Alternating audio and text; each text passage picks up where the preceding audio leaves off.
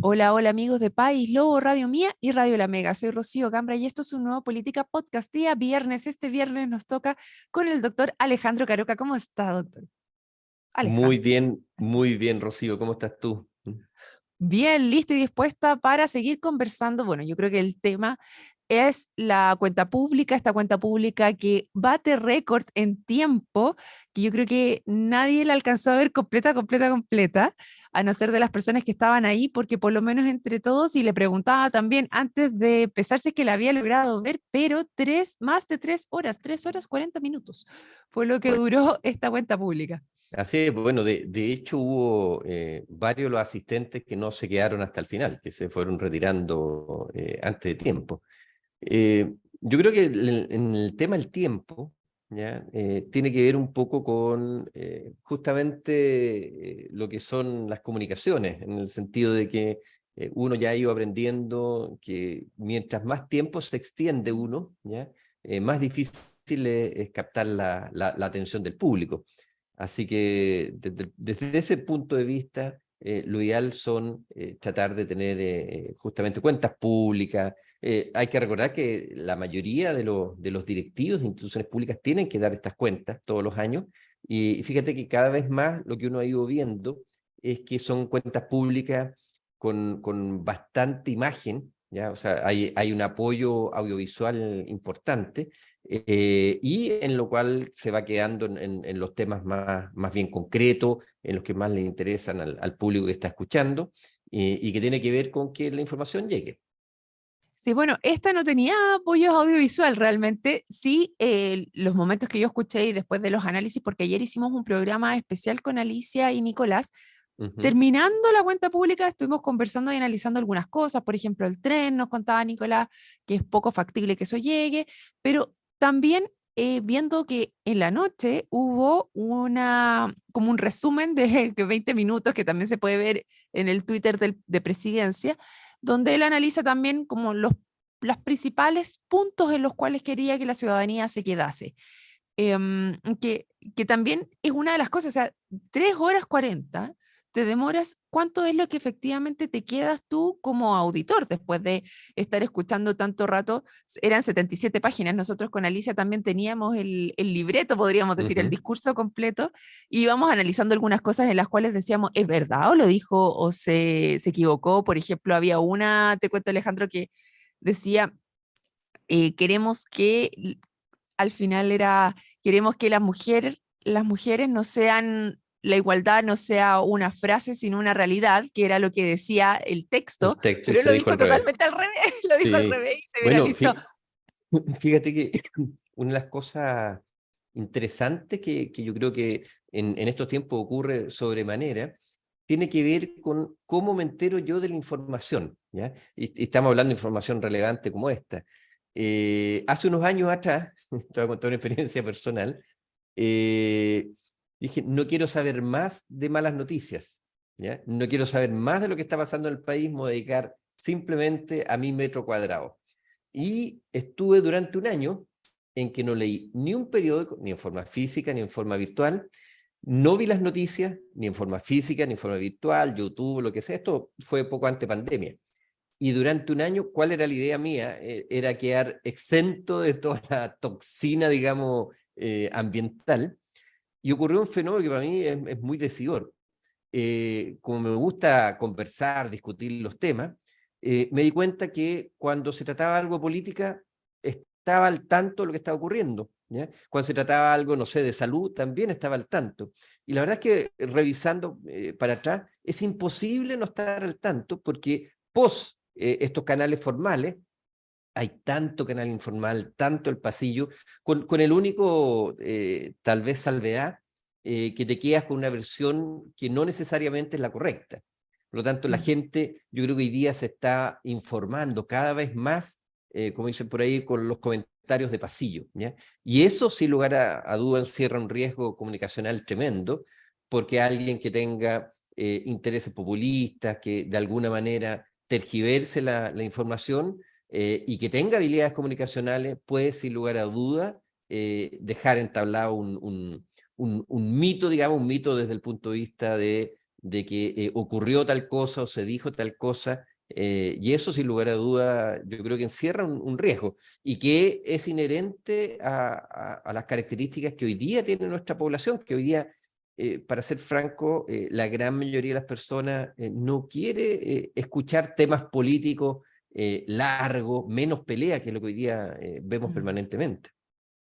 Toda la razón, Alejandro, y de hecho también me pasa lo mismo, pero también tengo un matiz ahí, porque, por ejemplo, ayer yo estaba tratando de escuchar la cuenta pública y me gustaba el tono, me gustó mucho como a lo mejor esta sensación que se daba cuando se estaba escuchando al presidente, si uno quería creerle, efectivamente. Tenía la intención cuando lo estaba escuchando de creer en lo que estaba diciendo, pero inmediatamente decía, ¿será tan así? Estas cifras tan maravillosas que está entregando, ¿vendrá alguna colita detrás habrá algún matiz? Y por supuesto, hoy día la tercera, por ejemplo, nos entrega aquí una noticia en el cual nos dice verdadero, falso, impreciso o engañoso. Ujú.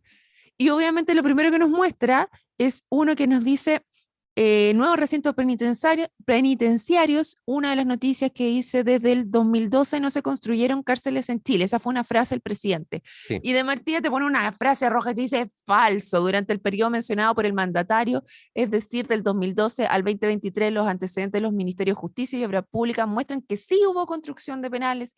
Ejemplo de ellos son la nueva cárcel de Talca, el complejo penitenciario La Laguna, el nuevo centro penitenciario femenino de Ñuble, etcétera. Bueno, hay distintas cosas, entonces yo digo, pucha, qué lata, porque en verdad me gustaría que estas cuentas públicas no tuvieran este factor de, pucha, ¿le creo o no le creo?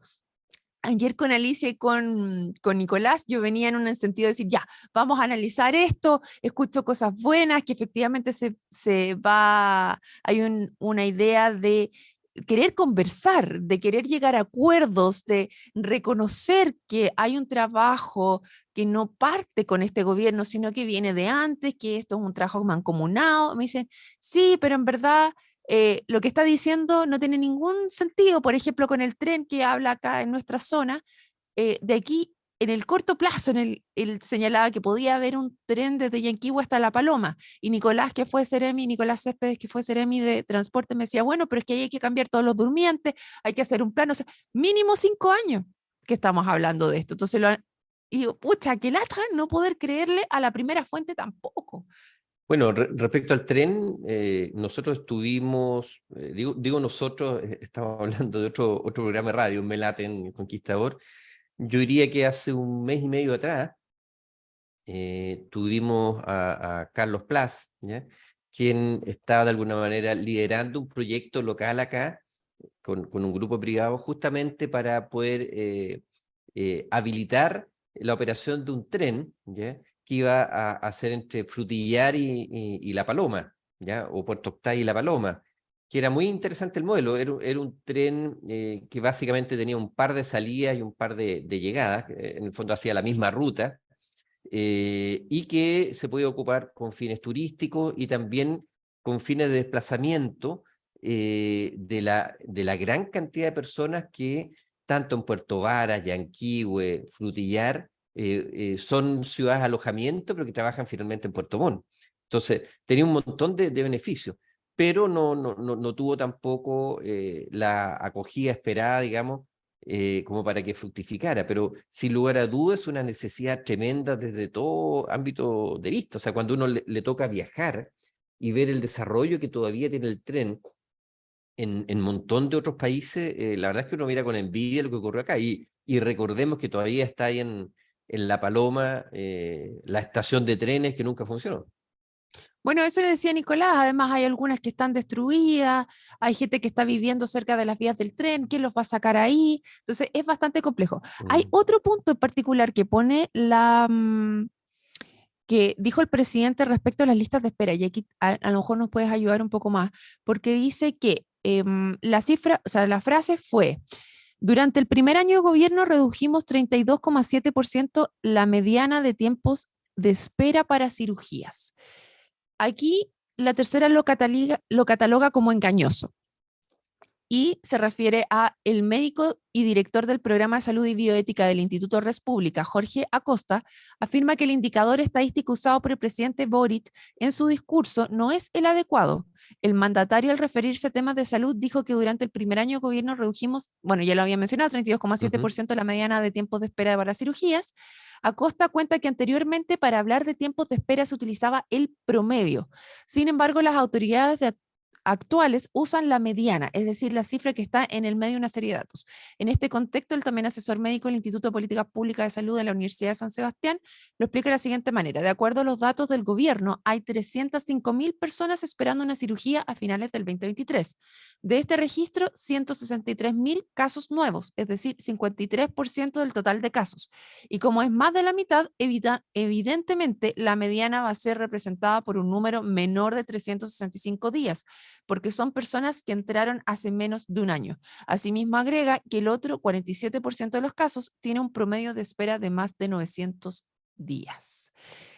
¿Qué Bueno, puedes contarnos tú, Alejandro? a ver, justamente el tema estadístico y de investigación es algo de una de mis áreas de expertise, lo que me dedicaba yo fundamentalmente en la universidad. Fíjate, yo tuve un profesor, y esto yo creo que hay que tomarlo así, digamos, para todos los datos estadísticos. Un profesor de estadística cuando yo estudiaba el pregrado que decía, con la estadística se puede demostrar cualquier cosa.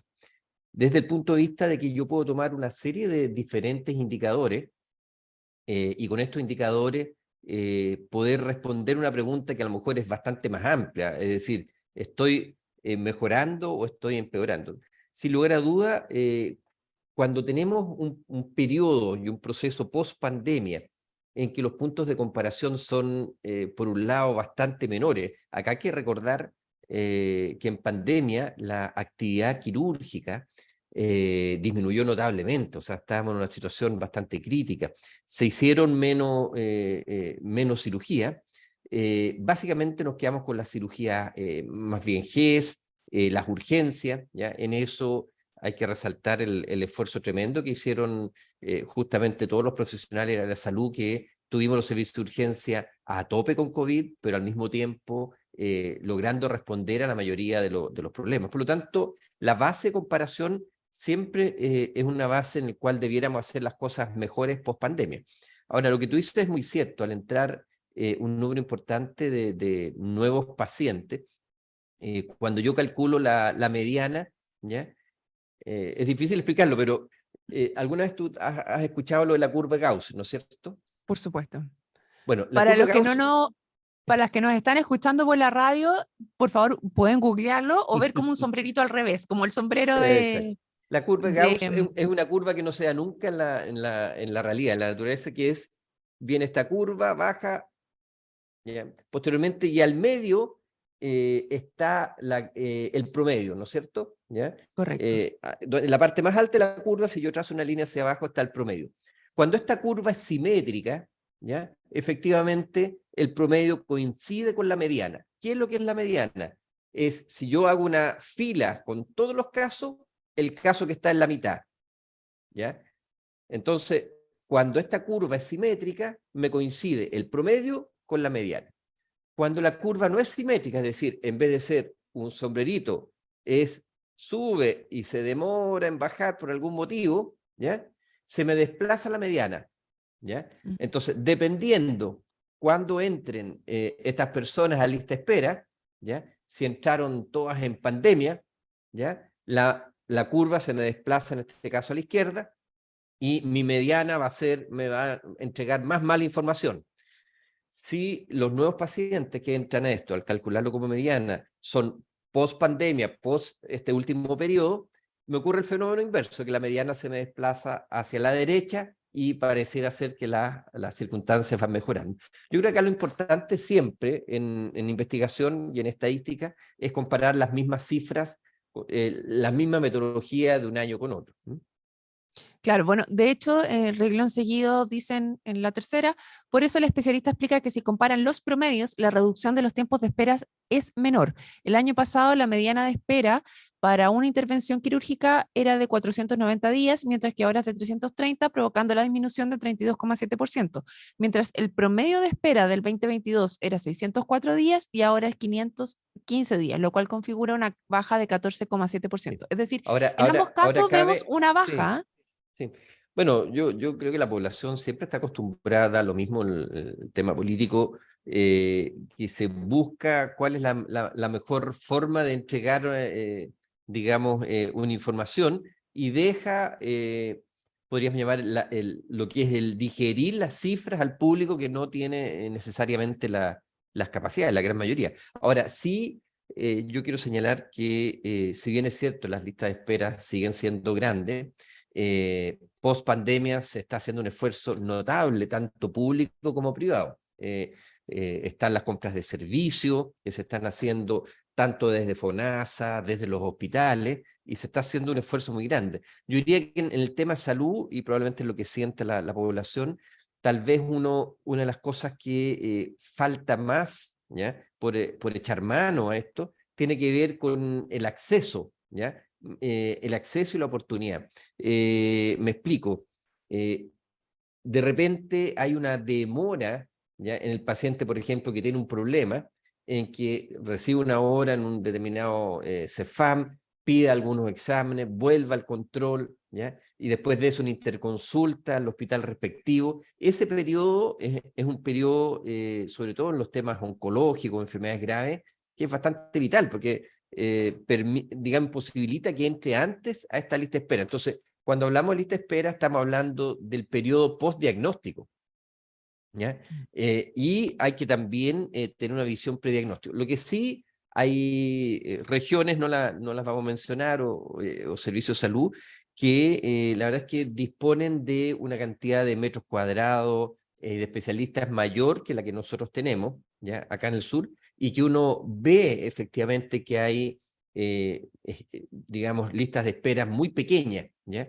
¿Qué quiero decir con esto? Que tal vez uno de los desafíos más grandes para nuestra región es el aumentar los metros cuadrados hospitalarios, aumentar la cantidad de especialistas, ya que estamos hablando de cirugía en todos los ámbitos quirúrgicos, y es un esfuerzo que demora años y que debería concitarnos a todos, digamos, en pos de eso. No lo hemos conversado otras veces. Hay dos hospitales aquí que están en espera de mejoras, como es el de Río Negro, por ejemplo, y el de Puerto Octay, que hace rato que están parados porque no hay, hubo problemas con las licitaciones, hubo problemas con las empresas que se las adjudicaron, una serie de problemas burocráticos finalmente que no logran resolver esta parte de metros cuadrados de infraestructura para poder atender. Pero también comenzaba ayer con Rubén Genero, que ustedes pueden revisar la entrevista en País Lobo, en el cual él me decía, bueno, yo soy director del Hospital de la Florida y la Florida en cantidad de habitantes tiene los mismos que Osorno y Puerto Montt juntos. Y nosotros acá ya tenemos dos hospitales. Entonces, igual es interesante el tema de gestión hospitalaria, cómo se está haciendo para poder resolver estos temas y en cantidad de especialistas también que tiene cada uno, porque una cosa son los metros cuadrados y la otra que se pueda derivar a que ya tengan el diagnóstico listo para poder hacer esta cirugía. Sí, bueno, un saludo a Rubén, para cuando te toque entrevistarlo de nuevo, que tuvimos la oportunidad de compartir hace algunos años atrás, justamente en temas de gestión y en academia. Eh, a ver, lo que ocurre es lo siguiente. Desde el punto de vista estricto, yo no puedo tomar solamente las comunas, ¿ya? De los grandes hospitales, tengo que tomar todo el área de cobertura, ¿ya? Y nosotros tenemos un área de cobertura que es tremenda, tanto en lo geográfico como en lo numérico. Hay aspectos también que son muy importantes y que inciden directamente, que tiene que ver con el nivel de pobreza, ¿ya? O de menores recursos de una determinada población. Nosotros acá en el sur no somos de las regiones ni de las comunas más ricas del país, y sin lugar a duda hay el porcentaje de personas que tienen no solo una precariedad desde el punto de vista del acceso a ciertos sistemas de salud, sino que también de otras cosas. O sea, nosotros hemos llegado más tardíamente a mejorar nuestra alimentación, más tardíamente a mejorar nuestros temas sanitarios. Todavía no logramos solucionar, por lo menos medianamente bien, temas de conectividad. Tenemos otros temas climáticos que nos hacen ser totalmente diferentes. Así que la verdad es que tenemos podríamos decir, una serie de factores ambientales, podríamos decir, más agresivos, que producen unas condiciones locales, ¿ya? Y es por eso que todos estos temas siempre hay que verlo a nivel local. Desde el punto de vista estricto, por ejemplo, han habido Alejandro, grandes... Sí, ¿te puedo dime. hacer una consulta? Porque una de las cosas que conversamos ayer justamente, y con él parte este tema en la conversación con Rubén, de cómo hay ciertas condiciones básicas que permiten hacer prevención de distintas enfermedades y cómo Sí. hay un indicador de longevidad también que nos permite saber en qué momento estamos a nivel de condiciones de salud y de prestaciones. Justamente uno de los que hablábamos era sanitización, alcantarillado, nutrición, vacunación. Y acá hablamos que la zona, que justamente hay zonas rurales que no tienen acceso a agua potable, que no tienen buen acceso al alcantarillado, que justamente entrega condiciones distintas a las que están allá en la Florida y en Santiago. Así es. Pero aparte de eso, ya que tú estás en estadística y todas esas cifras, ¿tú sabes cuál es el nivel de longevidad que tenemos aquí en la región de los lagos? En ¿De este momento, expectativa de vida?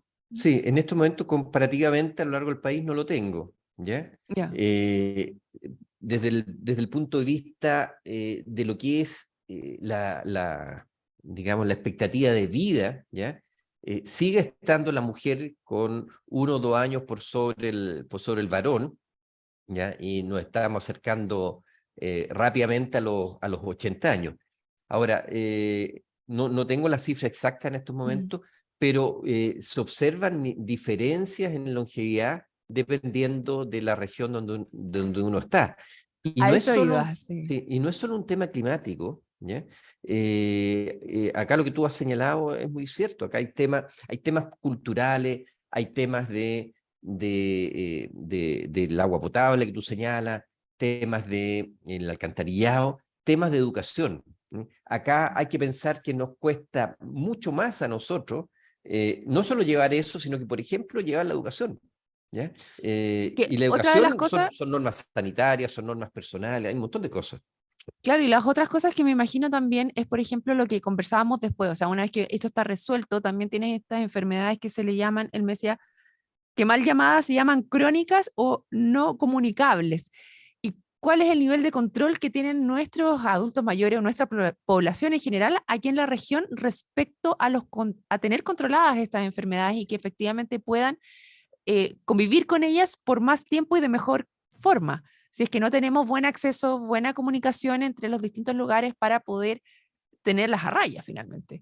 Bueno, ahí tú mencionas algo que a nosotros acá en el sur nos duele mucho. Te voy a colocar un ejemplo: enfermedades como la diabetes, ¿ya? La diabetes es de difícil control acá cuando hay una cultura grande de alimentarse bien, ¿ya? O sea, el alimentarse bien no es solo un tema es casi espiritual personal, sino que es un tema también social, es decir, con mucho asado, mucha grasa, mucha papa, mucho masa. Acá, si en algún lugar el pan es, digamos, esencial, es acá en el sur, ¿ya?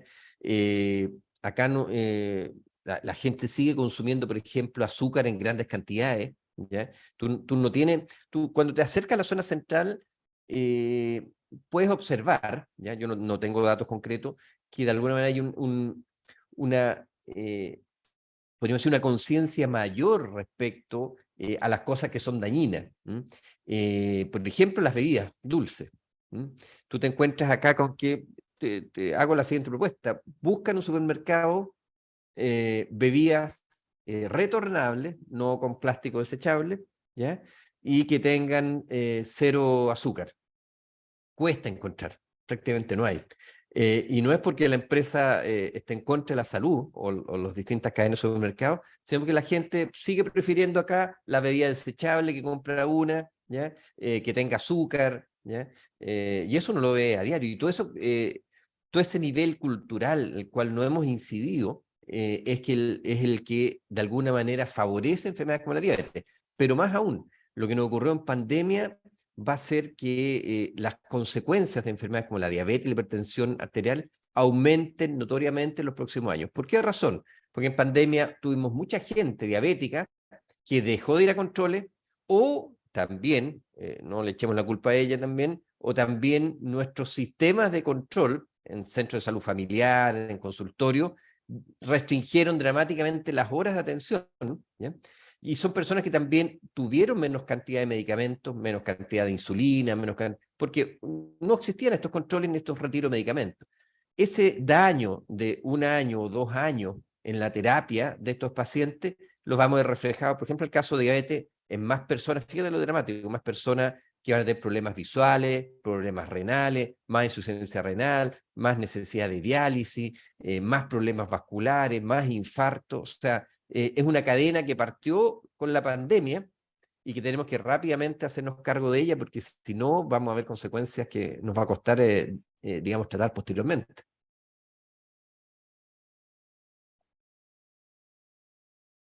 No te escucho Sí, ahí estaba ahora. silenciada. Lamentablemente se nos acabó el tiempo. Conversamos de este tema en particular. Muchas gracias, doctor Alejandro Caroca, por conversar con nosotros eh, en el Política Podcast, y a todos los que se sumaron los invito también a conectarse el día lunes en otro Política Podcast. Chao, chao. Chao, Rocío.